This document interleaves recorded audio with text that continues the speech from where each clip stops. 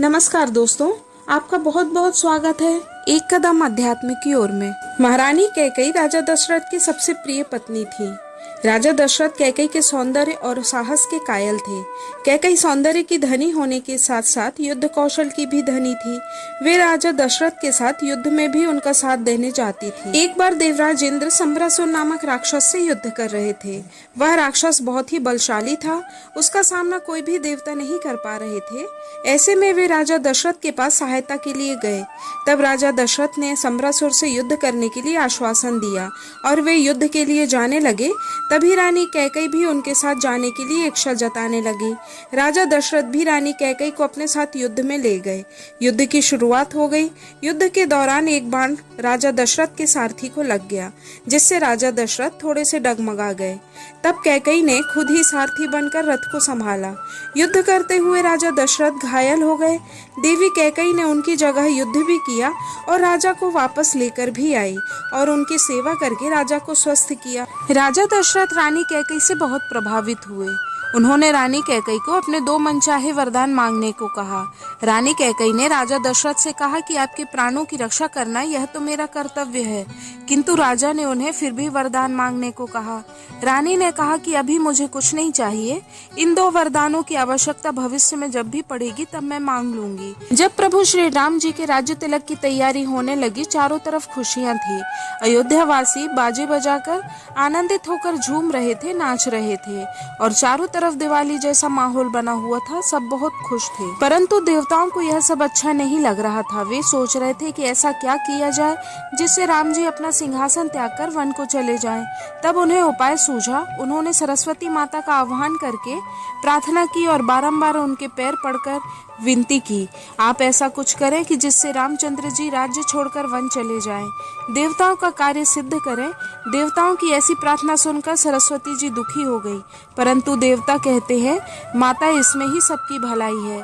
सरस्वती माता मन में विचार करने लगती हैं, देवताओं की बुद्धि कितनी नीच है। देवताओं का निवास तो ऊंचा है पर कार्य कितना नीच है, जो दूसरों का ऐश्वर्य देखकर जलते हैं। फिर भी सभी की भलाई का सोचकर वह अयोध्या आई और मंथरा की बुद्धि को फेर कर चली गई। अब मंथरा नगर की सजावट और सुंदर मांगलिक नाच गाने को देखकर दुखी होने लगी। वह राम जी का राज्य तिलक सहन नहीं कर पा रही थी। वह कैकेयी के पास गई, उन्हें उल्टा सीधा बोलकर भड़काने लगी। मंथरा ने कहा, हे रानी, अगर राम राजा बन जाएंगे तो तुम्हें और तुम्हारे पुत्र को दास दासी की तरह रहना पड़ेगा। कौशल्या राजमाता बन जाएंगी। फिर भी कैकेयी उसकी बातें सुनकर खुश नहीं हुई। उन्होंने मंथरा को डांट कर कहा, तू घर फोड़नी है, तू कुछ उल्टा सीधा कहेगी तो मैं तेरी जीभ खिंचवा लूंगी। राम जी तो कितने अच्छे हैं, वह मुझसे कितना प्रेम करते हैं और बड़ा भाई राजा बनता है, छोटा भाई उसकी सेवा करता है। यही तो सूर्यवंश की रीति है। जब राम जी का राज्य तिलक हो रहा है तो हम सबको खुशियां मनानी चाहिए। तूने इतना अच्छा समाचार मुझे सुनाया है, तू जो मांगेगी आज मैं तुझे दूंगी। मैं तुझसे बहुत प्रसन्न हूँ। राम तो मेरे से बहुत प्रेम करते हैं।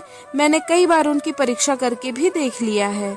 राम और सीता मेरे पुत्र और पुत्रवधू हैं। लेकिन बार बार मंथरा के भड़काने पर और सरस्वती माता द्वारा उनकी बुद्धि फेरने पर वह भी उसी तरह सोचने लगी। फिर कैकेयी कोप भवन में चली गई और दशरथ जी के सामने उसने अपनी दोनों शर्तें रख दी। उसने कहा, मेरा पहला वर है कि भरत का राज्याभिषेक हो और दूसरा यह है कि राम जी को 14 साल का वनवास हो। राजा दशरथ ने उन्हें यह वर देने के लिए मना कर दिया। उन्हें बार बार समझाया, परंतु कैकेयी नहीं मानी। उसने कहा, रघुकुल की रीति तो यही है कि अपने वचन का पालन करना चाहिए। फिर भी आप मुझे नहीं देना चाहते तो इससे आपका ही अपयश होगा। राजा दशरथ को उसकी बातें माननी पड़ी। तब राम जी, लक्ष्मण जी और सीता जी सहित वन को चले गए। महारानी कैकेयी भगवान श्री राम के साथ सर्वाधिक स्नेह रखती थी और श्री राम जी भी महारानी कैकेयी से बहुत अधिक प्रेम करते थे।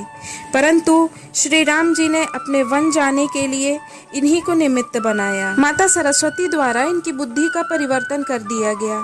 महारानी कैकेयी ने भगवान श्री राम की लीला में सहायता करने के लिए ही जन्म लिया था। यदि भगवान श्री राम का अभिषेक हो जाता तो वे वन नहीं जा पाते।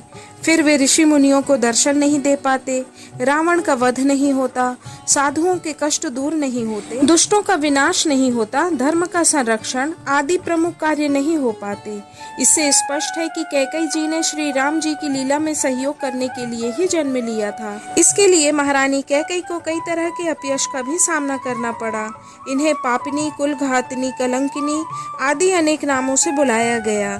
यहाँ तक कि उनके खुद के बेटे भरत ने भी उन्हें कलंकिनी कहकर बुलाया, परंतु प्रभु श्री रामचंद्र जी ने इनका हर तरह से सम्मान किया। दोस्तों, यह कहानी आपको कैसी लगी कृपया कमेंट करके जरूर बताएं। ऐसी ही और नई नई वीडियो देखना चाहते हैं तो चैनल को कृपया सब्सक्राइब करें और देखते रहें एक कदम अध्यात्म की ओर। धन्यवाद। जय श्री राम।